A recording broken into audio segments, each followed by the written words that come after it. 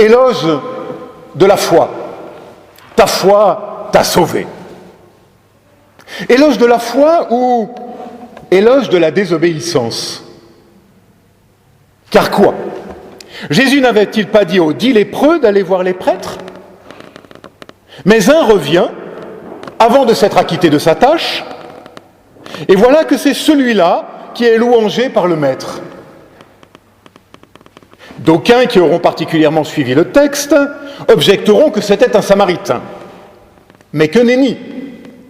Ces derniers avaient aussi leurs prêtres, qui respectaient aussi la loi de Moïse, même si cette observance n'était pas du goût de ceux d'Israël et de Juda.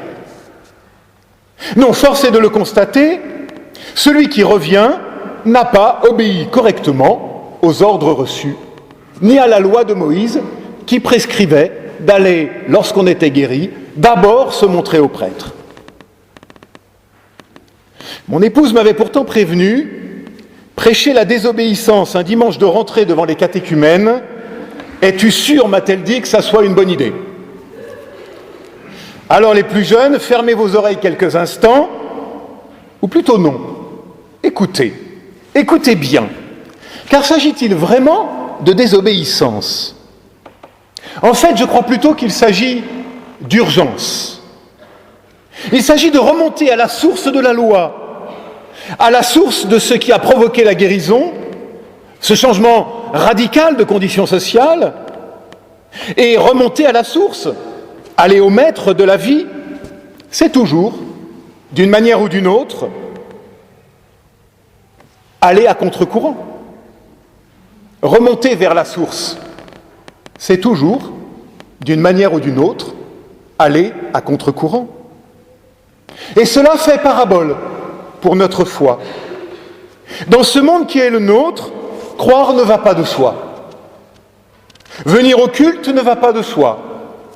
Faire baptiser son enfant ne va pas de soi. Venir au caté ne va pas de soi du tout. Et oui, je le crois, nous sommes appelés parfois à aller à contre-courant des modes, des doxas de tout poil, de ce que j'aime appeler la tyrannie des apparences et des évidences. Oui, aller au-delà de la tyrannie des apparences et des évidences pour découvrir un autre chemin possible, un chemin de guérison, un chemin de libération, un chemin d'action de grâce. Car oui, la foi est d'abord un cheminement, une marche, parfois, je l'ai dit, à contre-courant. La foi est une marche d'abord, dis-je. Car remarquons-le, la guérison des lépreux, des 10, a lieu en chemin. Comme ça, presque malgré eux, sans qu'ils ne sachent comment. Jésus, cette fois, ne touche pas le lépreux, ne prononce aucune parole thérapeutique, non, il dit simplement « allez ». Et dans ce « aller » résonne peut-être le cœur de l'Évangile. Car oui, la foi, cette foi que louangera le Christ, la foi est d'abord marche, davantage même remise en marche. Écoutons Marion Muller-Collard. C'est-à-dire que Dieu nous a créés nomades, à son image, et que toute tentative de sédentariser une identité n'est pas seulement vaine, mais aussi dangereuse. Il se peut d'ailleurs que ce soit cela, mourir. Fin de citation. Alors en marche, donc, alors là je sais c'est piégé, on ne peut plus le dire aujourd'hui, mais je le dis quand même, en avant, en mouvement. Oui, la foi est mouvement, infatigable mouvement, éternelle mise en route. Mais vers quoi, vers qui, me direz-vous? Oh, je l'ai déjà indiqué, chemin faisant, la guérison, qui est libération, et l'action de grâce. Arrêtons-nous maintenant sur ces deux directions. Guérison, en premier lieu, ici de la lèpre. Et pas au compte-gouttes, non, les 10. Autrement dit, tous. Une précision tout d'abord. Attention, ici, un piège nous guette, me semble-t-il. La lèpre dans l'Antiquité, c'est pas seulement celle de Raoul Follereau. Cette maladie terrible qui, avant qu'on ne trouve les remèdes, détruisait l'homme petit à petit, jusque dans son image même d'homme. Non. Au temps de Jésus, est appelée lèpre toutes les maladies de peau. Eczéma purulent, prurite, dermatite atopique, abcès de tout genre, lèpre, lépreux. Et donc la plupart du temps, on pouvait en guérir. Ce qui explique la prescription de la loi de Moïse pour faire constater sa guérison auprès des prêtres, afin qu'ils autorisent les malades guéris à la réintégration sociale. Car là est l'autre point important.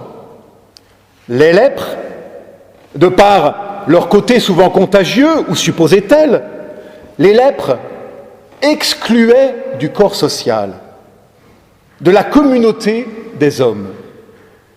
Non seulement le lépreux était défiguré, n'avait parfois plus figure humaine, mais il était aussi sorti, exclu de la communauté des hommes, interdit de s'approcher des bien portants, interdit d'entrer dans une ville, interdit d'entrer dans un village. Et si je disais en commençant que ce texte pour moi fait parabole pour notre foi, c'est qu'après avoir découvert que notre foi est marche, remise en route, parfois à contre-courant, la foi est aussi libération de toutes nos exclusions, de tous nos jugements à l'emporte-pièce. La foi est réintégration en humanité. Réintégration en humanité. Non pas parce que j'en serais digne, mais parce que Dieu, en Jésus-Christ, en a décidé ainsi. À nous aujourd'hui de nous demander quelles sont nos lèpres modernes. Alors les lèpres visibles, mais aussi toutes les lèpres invisibles. Qu'est-ce qui nous défigure en vérité? Qu'est-ce qui exclut et nous exclut?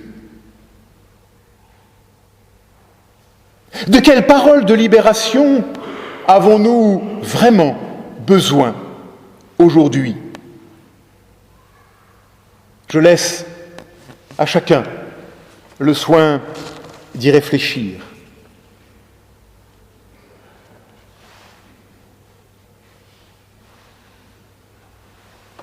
Sans oublier que quelle que soit la lèpre et l'exclusion, il y a la parole du Maître qui dit « Va ». Et j'en termine par mon troisième point. Si la foi est marche et mouvement, si la foi est libération de nos lèpres et de nos exclusions, la foi est aussi, et peut-être d'abord, action de grâce.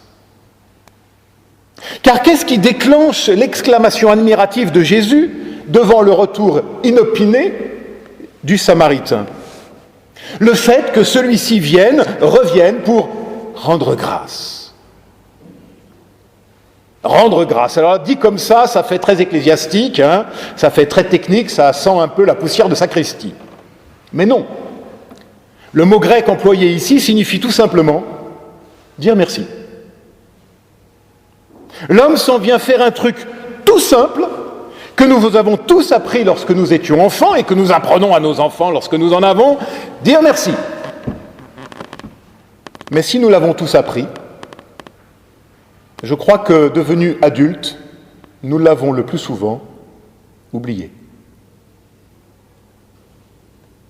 Dire merci, rendre grâce.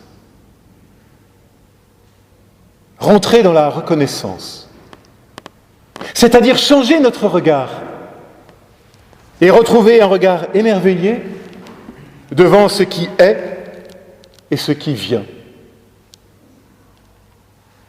Dire merci pour cette vie donnée malgré les souffrances et les peines. Merci pour les 1001 guérisons et libérations qui jalonnent souvent à notre insu, nos existences. Merci pour toutes ces rencontres qui illuminent nos vies et qui font de nous ce que nous sommes. Merci pour le baptême offert. Merci d'être là, tout simplement. Apprendre à vivre en changeant de regard. Apprendre à vivre dans la reconnaissance, fût-ce au milieu du chaos. C'est-à-dire apprendre à vivre non plus en prédateur, mais en accueillant, non plus en plaignant, mais en nous réjouissant. Non pas, ne vous méprenez pas, dans je ne sais quelle fuite du réel, dans je ne sais quelle méthode couée et opium du peuple, non. Comment commence notre texte? Il commence bien par le cri de la souffrance. Il ne s'agit pas de tricher avec la réalité de nos existences, qui s'affrontent bien sûr, parfois, souvent, trop souvent, à la souffrance. Mais voilà que ce cri de la souffrance n'est plus le tout de ma vie. Il n'est plus le résumé de mon existence. Il y a désormais autre chose, la reconnaissance possible. Et seule la reconnaissance peut enlever à nos vies son poison d'amertume. Je le crois. Merci en grec, vous connaissez tous ce mot, même si vous n'êtes jamais allé en Grèce. Merci se dit Eucharistia. Et cela donne Eucharistie. Oui, la scène, l'Eucharistie, est d'abord action de grâce, le merci humain qui répond au merci divin. Alors voilà le programme pour cette rentrée déjà bien entamée. La marche, la mise en route, fût-ce parfois à contre-courant. La libération devant tout ce qui défigure et aliène l'homme et sa dignité.